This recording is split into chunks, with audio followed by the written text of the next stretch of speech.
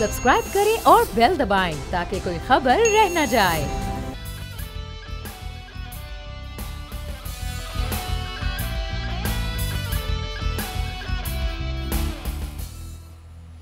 अस्सलाम वालेकुम नाज़रीन, प्रोग्राम में आपको खुशामदीद कहेंगे। मैं हूं आपके साथ सहरिश सुहेब और मेरे साथ मौजूद हैं बोल्ड टीवी के एडिटर इन चीफ नज़ीर लगारी साहब।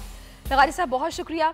आज का बहुत अहम मामला जिस पर हम बात करने जा रहे हैं, लगारी साहब खुद भी जनूबी पंजाब सूबे से बिलोंग करते हैं और मुझे पता है कि दिल में दर्द भी रखते होंगे जनूबी पंजाब वालों के, क्योंकि उनके मसाइल जूं के तू हैं।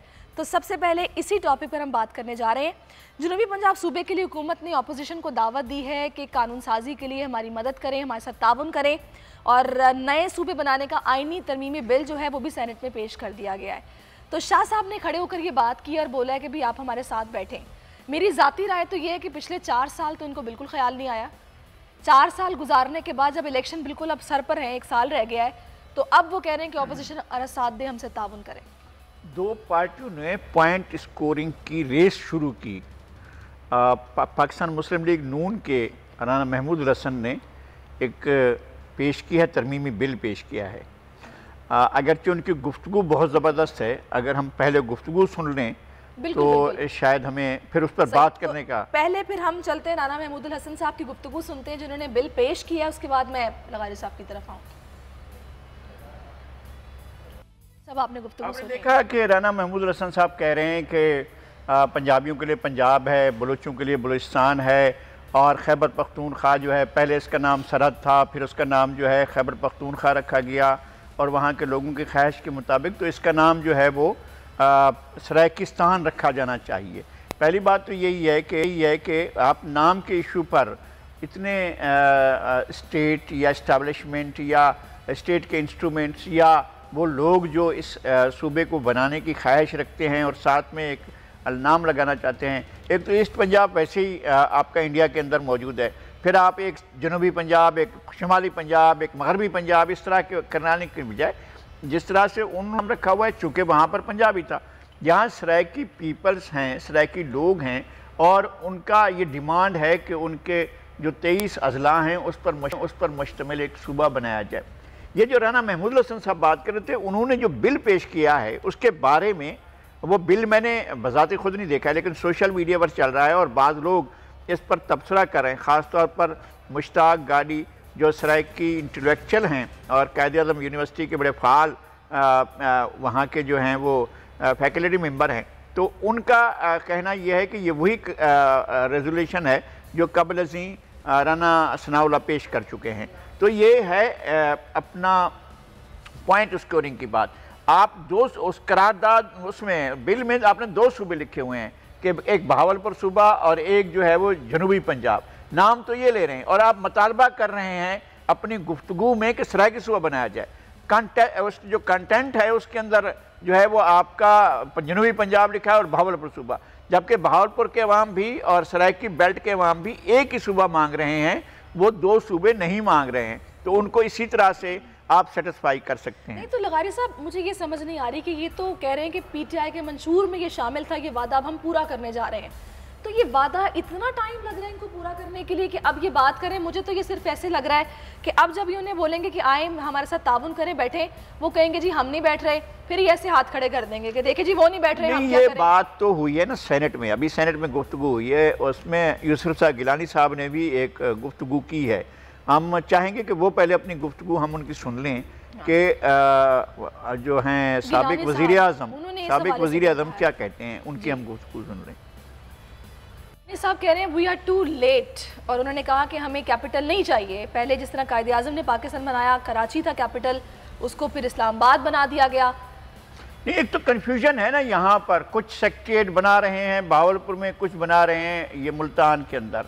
अब जो शख्स खुशाब से चलता है या जंग से चलता है उसको पहुँचना है अगर मुल्तान में, तो वो आगे भी सफ़र तो कर लेगा, लेकिन आपको क्या ज़रूरत है कि कैपिटल को 2 हिस्सों में तकसीम करते हैं। मुल्तान में रहने दें और 1 घंटे की मुसाफत करके बहावलपुर के लोग भी वहाँ पहुँच सकते हैं, रहीम यार खान के लोग भी पहुँच सकते हैं और वहाँ मुजफ्फरगढ़ के लोग भी आ सकते हैं, मियाँ वाली से भी लोग आ सकते हैं।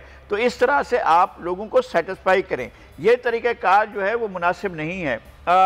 वज़ीर ख़ारजा ने ख़त लिखा है अपोजिशन लीडर्स को, जनाब शहबाज शरीफ को और जनाब बिलावल भुट्टो जरदारी को, और उनसे कहा है कि ताबुन करें हमारे। तो ये पेशकश, ये अपोजिशन को मुज़ाकरात की पेशकश वज़ीर आज़म की तरफ से होनी चाहिए थी और वज़ीर आज़म को कहना चाहिए था। वज़ीर आज़म ने अब तक अपोजिशन लीडर के साथ हाथ नहीं मिलाया है, अभी तक उन्होंने हैंड शेक भी नहीं किया है, और इसी तरह से उन्होंने जो है वो बिलावल भुट्टो जरदारी के साथ भी दुआ सलाम नहीं की है। अब ऐसी सूरत में क्या ये चाहते हैं कि जो है वो मुज़ाकरात हों अपोजिशन के साथ सराइकी सूबे के मसले पर? मैं कहता हूँ कि अपोजिशन को खुद आगे बढ़कर हुकूमत को उस जगह पर जाना चाहिए कि हुकूमत के पास फरार का रास्ता ना रहे।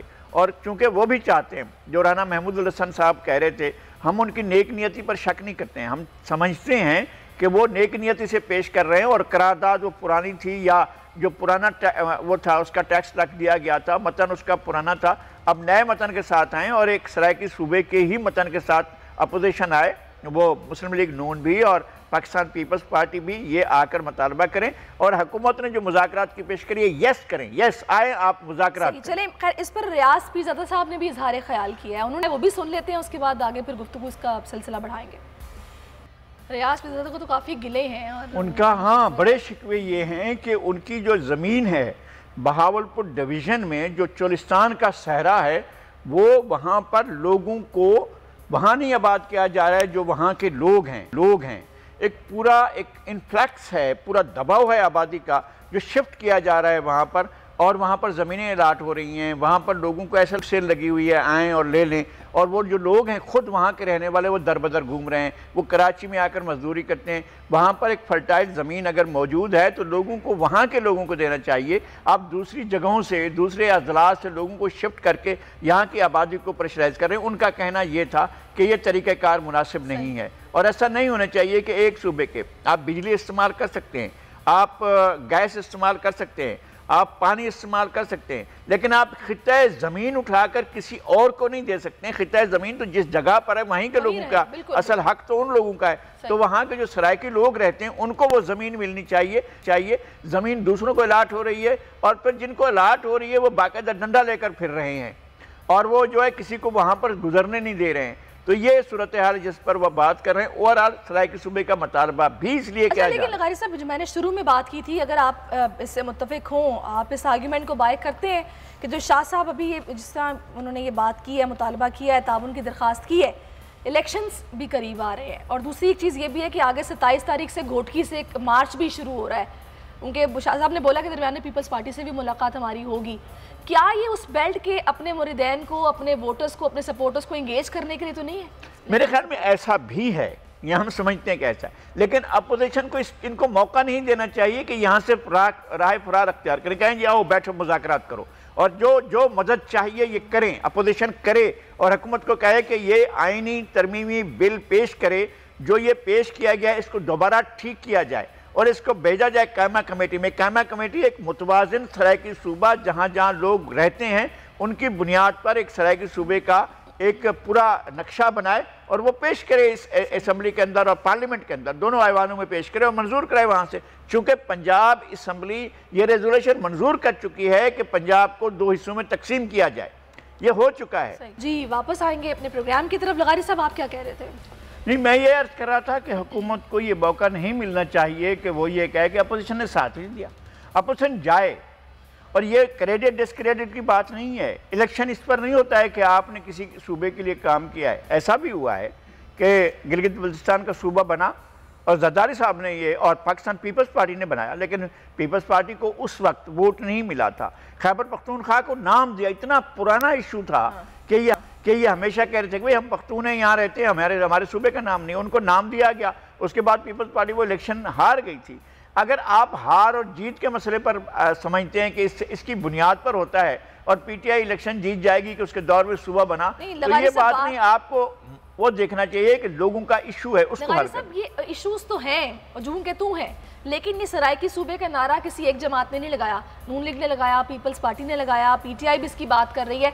बात यह है कि ये ख्वाब कब शर्मिंदा ताबीर होगा? आपको ये काविश अब लग रहा है कि सही मायनों में कोशिश होने जा रही है? मैं ये समझता हूँ कि अगर सही मायने में नहीं भी हो रही है तब भी अब ये तीनों फरीक जो मेजर फरीक हैं और पार्लियामेंट में इन्हीं तीनों की अक्सरियत है, इनको आगे आना चाहिए और सराइकी सूबे के बारे में ये बिल जो है पार्लियामेंट में पेश करना चाहिए और उसे मंजूर करना चाहिए और एक सूबे की तश्कील का बाकायदा ऐलान कर देना चाहिए। आपको तो नहीं लगता कि ऑपोजिशन जमातें की बोल सकती हैं कि वज़ीर आज़म खुद हमसे बात करें?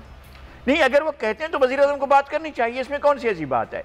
वज़ीर आज़म कब तक ऐसा करेंगे कि अपोजिशन को इग्नोर करेंगे, अपोजिशन लीडर को इग्नोर करेंगे, पाकिस्तान पीपल्स पार्टी को इग्नोर करेंगे। सिर्फ ये कहने से आप मसला हल नहीं हो रहा है और लोग इस बात को बाई नहीं करते हैं कि चोर हैं, डाकू हैं, मैं क्यों बात करूं, मैं क्या बात करूं। आपके बारे में बहुत कुछ लोग कह रहे हैं, तो क्या उन बातों की वजह से आप पॉलिटिकल लीडर नहीं रहे? क्या आप वज़ीर आज़म के तौर पर काम नहीं कर रहे हैं? कर रहे हैं। तो अगर आप इस तरह से काम कर रहे हैं तो दूसरों के बारे में भी आप इसी तरह से ये ऑप्शन रखें कि वो मुज़ाकरात की टेबल पर बैठें और आपके साथ बात करें और इसको कामयाबी तक ले जाएं। इस सारे मामले में आपको नहीं लगता कि कुछ मिनिस्टर, खुसरो बख्तियार का भी जिनमें नाम शामिल है, जो इस बेल्ट से बिलोंग करते हैं, कुछ उनका भी जोर प्रेशर होगा वज़ीर आज़म पे कि इसके लिए कुछ किया जाए? नहीं, मेरे ख्याल में पाकिस्तान की जो मुक़्तदर इस्टेब्लिशमेंट है उसने ये बैठ कर फैसला भी करना है। सबको एक पेज पर होनी चाहिए, पार्लिमानी ग्रुप्स को एक पार्लियामानी पार्टियों को एक साथ बैठना चाहिए और इस्टेब्लिशमेंट के दीगर जो ताकत के मराकज़ हैं उनसे बात करनी चाहिए और सूबे की तश्कील के सिलसिले में पेशरफ्त करनी चाहिए। इसको खिलौना नहीं बनाया जाना चाहिए कि जी चलो इस इलेक्शन के मौके पर इसको इस्तेमाल करेंगे। अब ये बात चलेगी नहीं, जो भी चलाना चाहेगा चलेगी नहीं। लोग सूबा मांगते हैं, सूबे के नाम पर खिलौना नहीं मांगते हैं। वो ये नहीं है कि हर बार खेलने के लिए आ जाएं और लोगों को कहें कि जी अच्छा आप सूबा बना रहे हैं, अभी जेब से निकाल कर सूबा रख देंगे। ऐसा नहीं है, आपको बनाना है तो बना। खबरें सुनते हैं कि भी अलग से फंड कायम कर दिया गया है, अलग से सेक्रेटेरिएट बना दिया गया है। कुछ नहीं है ना, सूबा नहीं बना, दैट्स ऑल। सूबा बनना है ना, सूबा बनाना है तो सूबा देते हैं ना, किससे भी आगे बढ़ेंगे, हमने ये किया है। नहीं नहीं, ये करना काफी नहीं है। सूबा बनाना आपको बनाना पड़ेगा। पहली बात यह है कि तेलंगाना को इंडिया ने एक अरसे तक इससे महरूम रखा, नहीं दे रहे थे। अल्टीमेटली वो फैसला करना पड़ा आपको। फैसला 50 साल से लोग कह रहे हैं कि हम सराइकी सूबा मांगते हैं और 1955 में जब वन यूनिट बना था उससे पहले एंटी वन यूनिट में सराइकी की नुमाइंदगी मौजूद थी।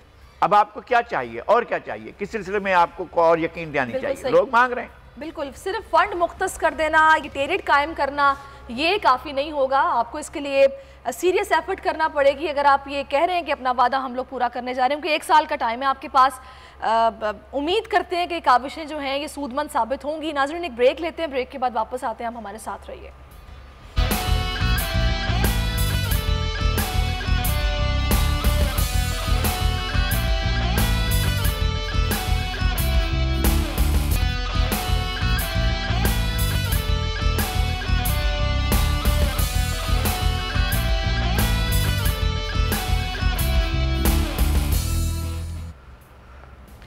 वेलकम बैक नाज़रीन। एक और बहुत अहम मामला है। फेसबुक के साबिक मुलाजिम की जानिब से मुतालबा किया जा रहा है कि भारत में जो भी इंसानी हकूक़ के असरात हैं उस पर जो रिपोर्ट है वो उसको जारी किया जाए, उसको पब्लिक किया जाए, उसको सामने लाया जाए।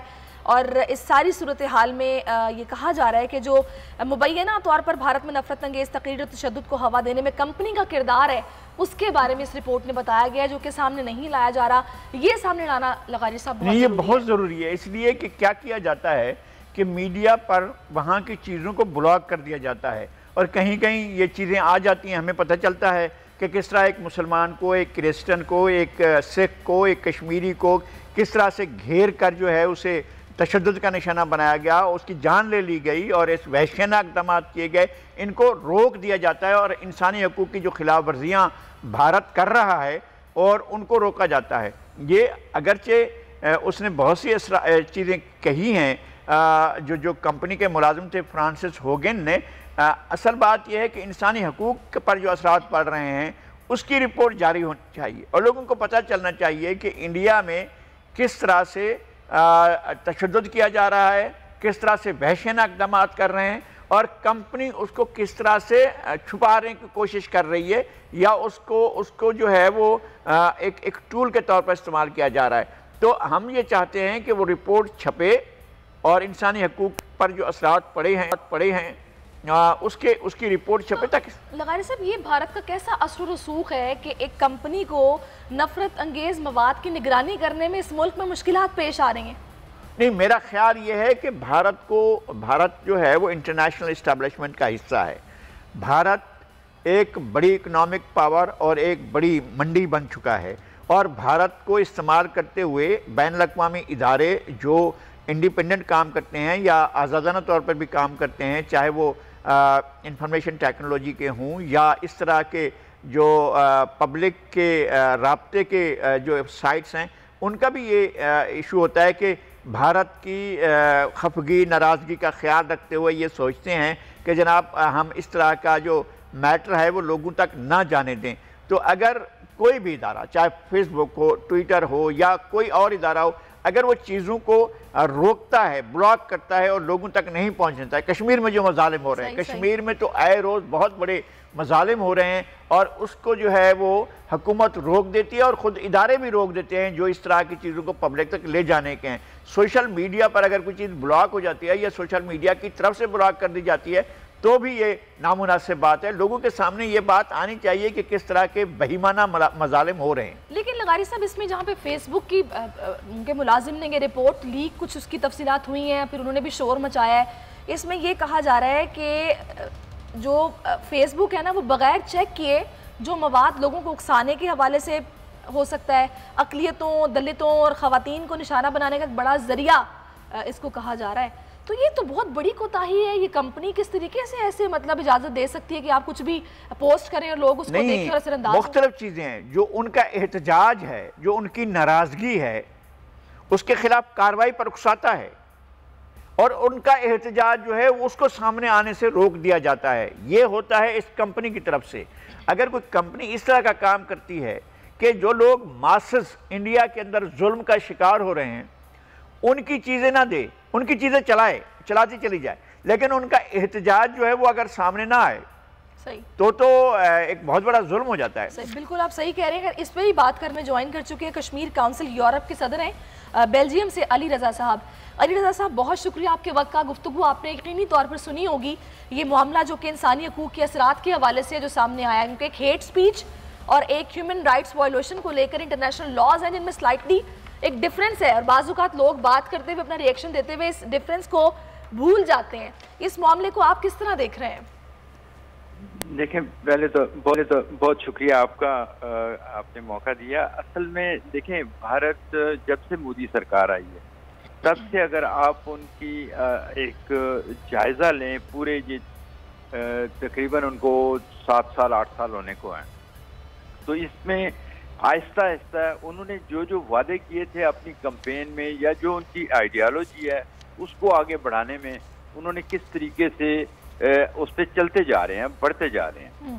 लेकिन इसके साथ साथ उन्होंने जो बड़ी कंपनीज हैं, बड़े बिजनेसेस हैं, वो असल में इंडिया के जो हैं वो उनको सपोर्ट करते हैं, उनकी बीजेपी को और मैं कहूँगा कि आरएसएस को भी। सही। और आरएसएस ने जो अपनी उसकी नजरियाती जो उसकी बुनियाद है वो बिल्कुल उसी तरीके से है जिस तरीके से हिटलर के नाजी पार्टी की थी, और उसी बुनियाद पे आप देखेंगे पिछले कुछ हफ्ते से बहुत तेज हो गया काम, मुसलमानों के खिलाफ, क्रिश्चियंस के खिलाफ, दलित के खिलाफ, सिखों के खिलाफ जिस तरीके से लिंचिंग हो रही है, एक एक बंदे को पकड़ के, और पब्लिक जो है, मॉब जो है वो उसको मार रही है। बाज़ जगह पे ऐसा हुआ है कि वो लोगों ने कहा है कि जो मुसलमान हैं, मुसलमानों के कारोबार को भी बंद कर रहे हैं, उनकी दुकानों पे कोई खरीदारी ना करे, वो अगर रेडी वाला कोई आता है तो उससे भी उसको बाहर निकालें।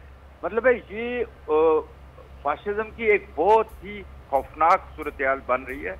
और आपके इल्म में है कि जेनोसाइड वॉच के जो प्रेसिडेंट हैं उन्होंने पिछले हफ्ते कहा है कि वो देख रहे हैं कि वो अलामात जो जेनोसाइड से पहले होती हैं, जिस तरह रवांडा में हुआ था, बिल्कुल उसी सिमत इंडिया भी बढ़ रहा है।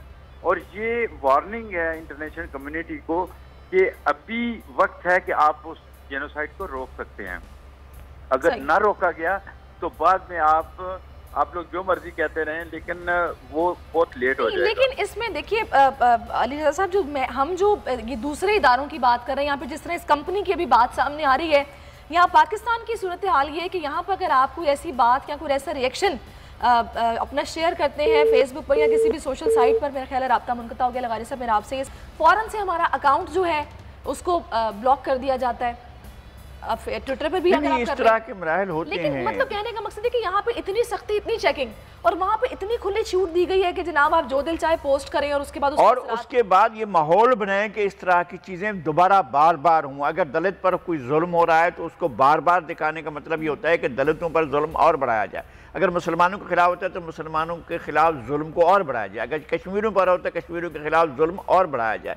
इस तरह से जो वो इदारे हैं जिन्हें ये सब कुछ देखना चाहिए और इसको अगर उन्हें कंट्रोल करना है, अगर आज़ादी के साथ तमाम चीज़ें जाती हैं और लोगों का पॉइंट ऑफ व्यू जाता है तो ठीक है। अगर इन चीज़ों को एक जो जुल्म है उसको दिखाएं और बार बार दिखाएं ताकि ये इंस्टिगेट हो कि जनाब ये जुल्म ही एक फैंटेसी बन जाए।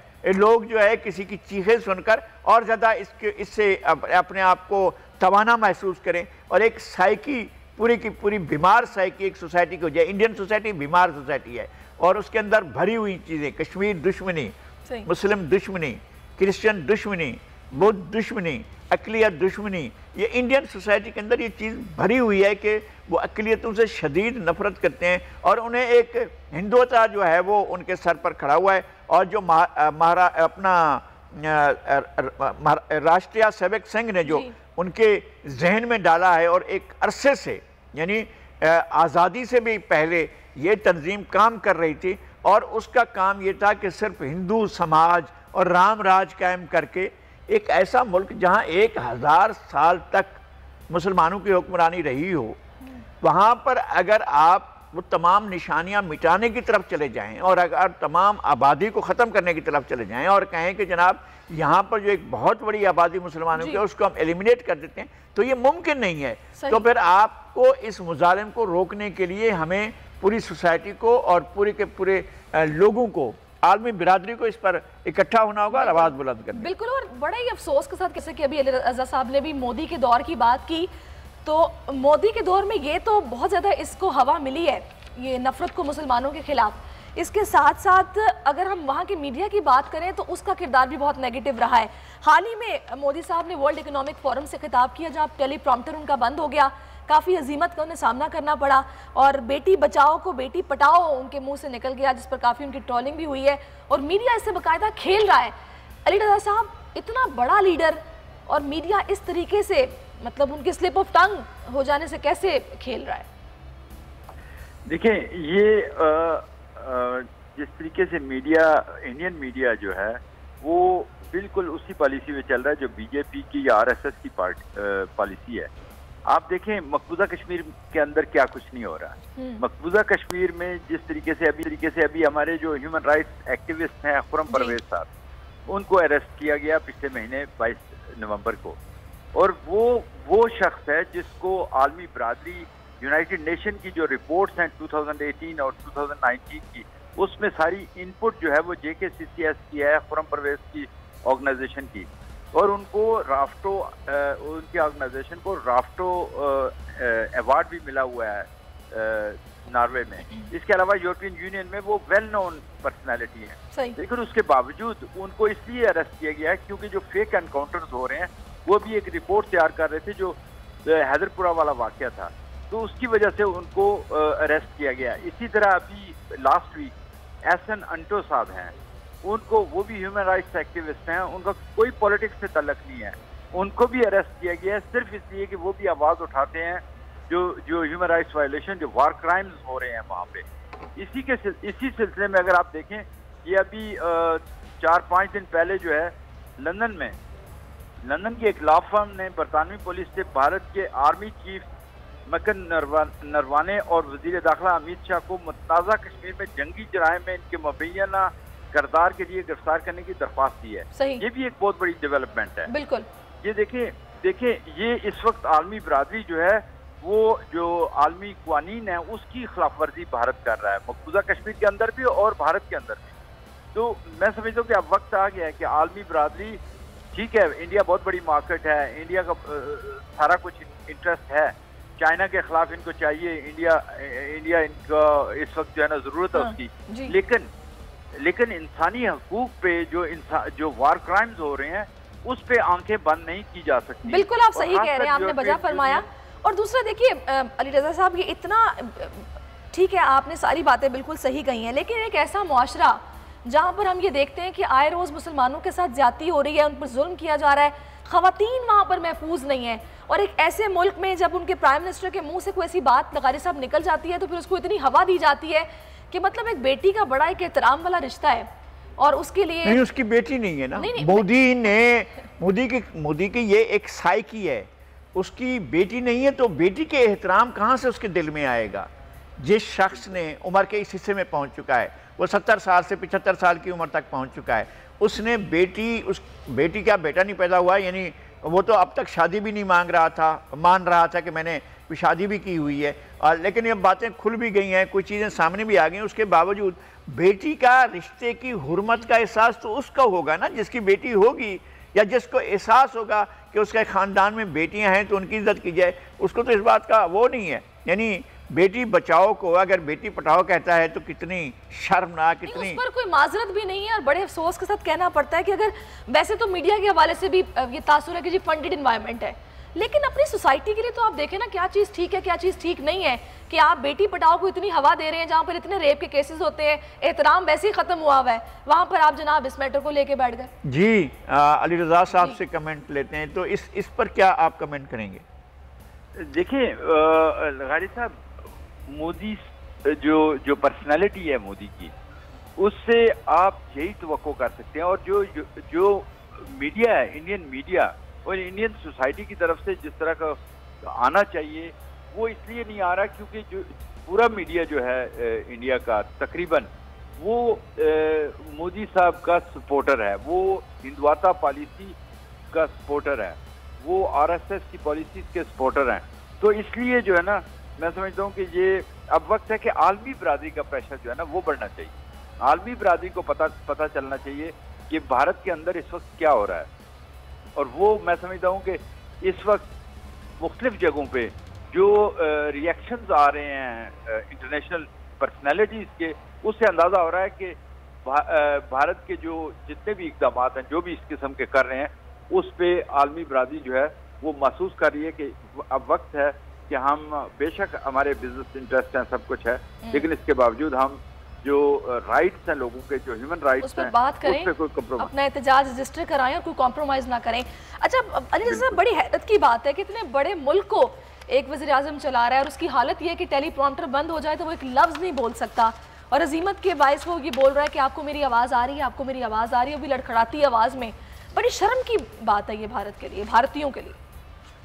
बिल्कुल बिल्कुल। देखें, ये मोदी ने जो अपना एक इमेज बनाया हुआ था, वो ये जो वाक़या आप बता रही हैं, ये दुनिया ने सबने देखा है। इसका मतलब ये है कि मोदी के पास कोई कहने के लिए कोई अल्फाज नहीं है, लेकिन वो सिर्फ वो पढ़ के उस पे करते हैं, ताकि जो है ना वो जो उनको लिखी पढ़ी दी जाती है तकरीर, लेकिन मोदी साहब के अंदर जो जुनून है, वो जुनून वो समझते हैं कि भारत की जो हिंदू पॉपुलेशन है उसको बेवकूफ़ बना के वो चाहते हैं कि इसको अखंड भारत बनाया जाए, लेकिन वो इसमें कामयाब नहीं होंगे। ये 21वीं सदी है, इसमें वो कामयाब नहीं होंगे। और इस वक्त जो सोशल मीडिया का दौर है, जो दूसरा, बेशक सोशल मीडिया पे भी हमारे कई लोगों के अकाउंट जो है वो बंद हुए हैं, उनको नोटिस आए हैं कि जी आप क्यों कर रहे हैं, ये इंडियन गवर्नमेंट ने उनसे कहा है। तो इसका मतलब है कि इंडिया इस वक्त बहुत परेशानी में है, और हमें चाहिए कि हम जो हकायक हैं, जो सच है, उसको दुनिया तक पहुँचाएं। बिल्कुल, आपने ठीक कहा। बहुत शुक्रिया आपका अली रज़ा साहब, हमारे साथ मौजूद थे, कश्मीर काउंसिल यूरोप के सदर, बेल्जियम से। आपने अपना कीमती वक्त दिया, आपका बहुत शुक्रिया। आगे बढ़ते हैं नाज़रीन, अच्छी खबर, बड़ी खुशाइंद बात जिस पर मैं लगारी साहब का पॉइंट ऑफ व्यू बिल्कुल ज़रूर लेना चाहूँगी। Justice Ayesha Malik supreme court की पहली खातून जज मुकर्रर हुई हैं, नोटिफिकेशन जारी हो गया है, लेकिन अफसोस इस बात का है कि जब कोई ऐसा अच्छा काम होता है, उससे पहले उसमें रुकावटें बहुत आती हैं। कभी कोई एहतजाज कर रहा है, कभी वो नहीं मान रहा, कभी ये नहीं मान रहा, नहीं होने देंगे, जूनियर सीनियर, ऐसा क्यों होता है? मेरे ख्याल में एक खातून का जज बनना अच्छी बात है, लेकिन अगर आप आइन को एक तरफ रख देते हैं, आप प्रोसीजर ऑफ जो आपका कंडक्ट है उसको अगर एक तरफ रख देते हैं, अगर आप जो आपकी पूरी कौंसल है, बार कौंसल है, उसकी तजावीज़ को आप एक तरफ रख देते हैं, अगर सुप्रीम कोर्ट बार एसोसिएशन की तजावीज़ को भी आप नहीं मानते हैं, तो कम से कम एक उसूल तो मनाया जाए कि सीनियरिटी की बुनियाद पर जजों का तकर्रुर हो। उनकी बारी आ सकती थी, उनकी बारी आना कोई ऐसी बात नहीं थी कि उन्हें जज नहीं बनना चाहिए था। अगर आप प्रोसीजर्स की खिलाफ वर्जी करते हुए बनाते तो फिर इस पर एहतजाज होता है और एहतजाज किया गया है। अब बन गई हैं सुप्रीम कोर्ट की जज तो मुबारक हो और बहुत अच्छी बात है। अगर वो रूल्स के तहत, रेगुलेशंस के तहत, कवानीन के तहत, आइनी प्रोसीजर के तहत उन्हें बनाया जाता तो ये और ज़्यादा अच्छा होता और ख़वातीन को होना चाहिए। इसलिए कि पहले ख़वातीन, ये तो पहली खातून जज बनी हैं जो सुप्रीम कोर्ट में पहुंची हैं। हमारी हाई कोर्ट्स में जज इंट्रोड्यूस कराए गए थे 88 के और 96 के दौर में, उसमें बहुत से अहम शख्सियात बनी थी। डॉक्टर जावेद इकबाल की अहलिया जस्टिस नासरा इकबाल बनी थी और यहाँ हमारे यहाँ सिंध में भी बहुत बनी थी। तो ये होना चाहिए कि ख़वातीन आला अदलिया में हों। और एक खातून को जब अमेरिका में शामिल किया था, उनके एक जुमले पर जिस पर लगा था कि ये रेसिज्म की बात कर रही हैं, उनको उस ओहदे से हटा दिया गया था। वो खुद हट गई थी और उन्होंने कहा था कि ये उनसे गलती हुई है। तो हमें कम से कम प्रोसीजर्स जो हैं इसके कवानीन को उनको ज़रूर फॉलो करना चाहिए। लगारी साहब, इसमें एक चीज़ और, आपको क्या लगता है, देखिए कैलिबर क्या है, एक्सपीरियंस क्या है, क्वालिफिकेशन, ये सब चीज़ें तो मैटर करती हैं, फिर ही मेरिट पर तकर्रुरी होती है। लेकिन आपको लगता है कि जजेस की तकर्रुरी के मामले पर राय का इजहार ज़रूरी है? जो ये नहीं, मेरा ख्याल है कि ज़रूरी है और ऐसा होना चाहिए। मैं सुप्रीम कोर्ट को एब्सोल्यूट या किसी भी शख्सियत को एब्सोल्यूट पावर नहीं है। सबसे ज़्यादा अख्तियारात, सबसे जो भी चीज़ है वो आइन की तरफ से वदियत करता है। अगर आइन किसी चीज़ की मुखालफत करता है तो आप ऐसा नहीं कर सकते हैं। अब रूल्स को क्यों हटाया गया था जस्टिस सज्जाद अली शाह को चीफ जस्टिस के मनसब से? इसलिए कि उन्होंने एक फैसला दिया था कि चीफ जस्टिस की क्वालिफिकेशन ये है कि वह सबसे सीनियर हो, और वो खुद सीनियर नहीं थे। तो बिरादर जजों ने कहा कि नहीं, हट जाएं, आप सीनियर नहीं रहे। तो चले भाई, अब इस उसूल को माना जाए। तो अगर कोई सीनियर नहीं है इस मनसब के लिए और उसके पीछे 4 आदमी और खड़े हों उसके आगे, इसी तरह किया गया है ना। सिंध हाई कोर्ट में कई जजेस सुप्रीम कोर्ट में चले गए, लेकिन जो चीफ जस्टिस हैं उनको नहीं लिया गया। उनको कहा कि अगर आपने आना है तो एडहॉक जज के तौर पर आए। मेरे ख्याल में इस तरह की चीज़ें आगे चलकर मसाइल पैदा करेंगी। इन बात को ज़रूर देखना चाहिए। हमें बहुत खुशी हुआ है कि एक खातून सुप्रीम कोर्ट की जज बनी है, लेकिन अगर रूल्स जो हैं उनको फॉलो किया जाता और सबसे सीनियर जज के बारे में ऐसा सोचा जाता तो बहुत मुनासिब होता। इनकी बारी आ जाती और भी ख़वातीन आएंगी और आना चाहिए ख़वातीन। अच्छा, टाइम चूंकि बिल्कुल ख़त्म हो गया लगारी साहब, मैं चाह रही थी कि हम कराची के मौसम पर और कोरोना की जो सूरत हाल यहाँ पर उस पर भी बात, लेकिन चूंकि वक्त कम है तो सिर्फ इतनी सी गुजारिश करेंगे कि काफ़ी मौसम ख़राब है, गर्द आलूद हवाएँ हैं, तूफ़ान है और कई लोग दीवारें छतें गिरने से जाँ बहक भी हुए हैं। तो ख्याल रखें अपना, गैर ज़रूरी बाहर ना निकलें और प्लीज़ मास्क लगाइए। मुझे और लगारी साहब को इजाज़त दीजिए, अपना बहुत ख्याल रखिए। अल्लाह हाफ़िज़।